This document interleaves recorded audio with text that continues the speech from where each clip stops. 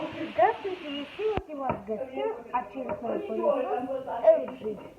Вот, пожалуйста, новый, слабый.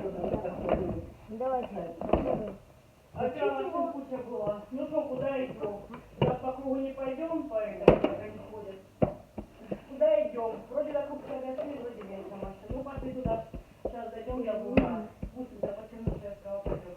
Туда гостей вроде машин мало. Ну пошли теперь уже до конца. До конца до света тоже. Там как выглядело 3 на 2 бугра. Рулы! А сейчас мы будем делать... Как бы нога назад, я легла, я уснула. Ну и блин, не ездит с экзаменом, ездит по миру. Этого того. Только никто не оставляет. Это мы завтра, мы можно сидеть. Мне завтра, значит, надо испечь это, бартер, и мне надо сделать завтра это.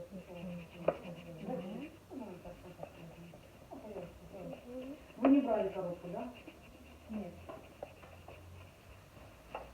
У меня там есть сидит, он круглая здорова. Там оставили, да, накрыли, нормально. И туда влезли. Я завтра, может быть, возьму на там.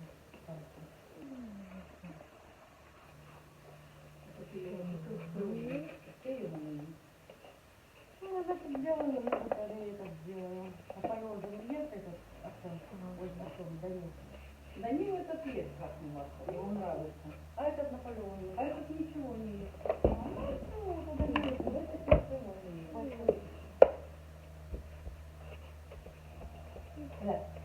Его кишка, глянь, что делает. Обожрала перцовую фею, глянь. Фотографируй. Подивися, що вона делает.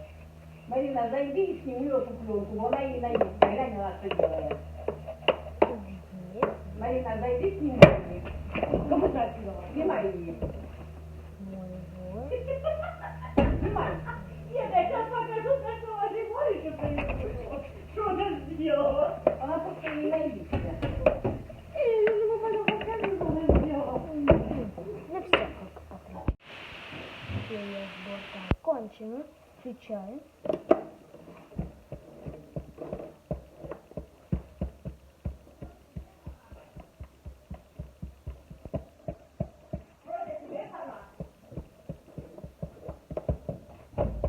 А что она? Ты положила сюда? Да. Она хватнула и прилипла. Гена. Как начала прыгать, как коза. Гена. Уже забрала.